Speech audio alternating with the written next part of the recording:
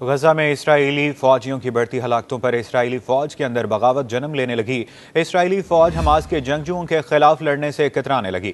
اسرائیلی فوج کے مزید 15 سپاہیوں نے ایک خط پر دستخط کر کے اعلان کیا ہے کہ وہ یرغمالیوں کی رہائی کا معاہدہ طے ہوئے بغیر اپنے فوجی خدمات جاری رکھنے کو مسترد کرتے ہیں۔ اسرائیلی سپاہیوں کی جانب سے لکھے گئے خط کا بھانڈا اسرائیلی ویب سائٹ ویلا نے پھوڑ دیا۔ اسرائیلی اخبار یروشلم پوسٹ کے مطابق اس سے پہلے 138 فوجی بھی اسی موقف پر دستخط کر چکے ہیں۔ اخبار نے یہ بتایا کہ دستخط کرنے والے بعض فوجیوں نے یہ اشارہ دیا ہے کہ یہ ان کی خالیہ خدمات کا اختتام ہے، جبکہ دیگر فوجیوں نے اس انتباہ کے لیے دستخط کیے ہیں کہ وہ نقطۂ اختتام پر پہنچ چکے ہیں۔ مذکورہ خط اسرائیلی وزیر اعظم بنیامین نیتن یاہو، وزیر دفاع یوآف گیلنٹ، فوج کے چیف آف سٹاف ہرتزی ہیلفی اور حکومتی ارکان کو بھیجا گیا خط میں جنگ کے خاتمے پر زور دیتے ہوئے کہا گیا کہ ہم اضافی اور فعال فوجی اور افسران کو خط کے ذریعے اعلان کر رہے ہیں کہ ہم اس طریقے سے فوج میں اپنی خدمات جاری نہیں رکھ سکتے۔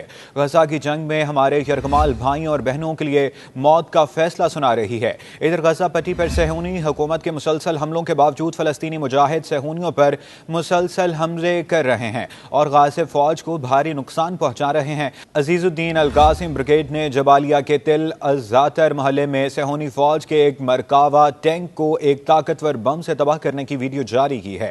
القسام کے اعلان میں بتایا گیا کہ یہ مرکاوا ٹینک اس میں موجود بارودی مواد اور فوجیوں سمیت تباہ ہو گیا۔ ٹینک تباہ ہونے سے 4 اسرائیلی فوجی ہلاک ہو گئے۔ اس کے علاوہ الفالوجا میں صہیونی فوج کے 2 بلڈوزروں کو ٹینٹم اور یاسین 105 گولوں سے تباہ کر دیا گیا۔ الصفتاوی خیابان پر بھی صہیونی فوج کا ایک اور بلڈوزر القسام کے حملے کے زد میں آ کر راکھ کا ڈھیر بن گیا۔ شہدائے الاقصی بریگیڈ نے بھی اعلان کیا ہے کہ نترازیم کے علاقے میں متعدد صہیونیوں کو نشانہ بنایا گیا، جس میں کم از کم 1 غاصب فوجی ہلاک اور کئی زخمی ہو گئے۔ صہیونی فوج کے ترجمان نے بھی ناہال بریگیڈ سے وابستہ ایک اسرائیلی فوجی کے ہلاک ہونے کی خبر دی ہے۔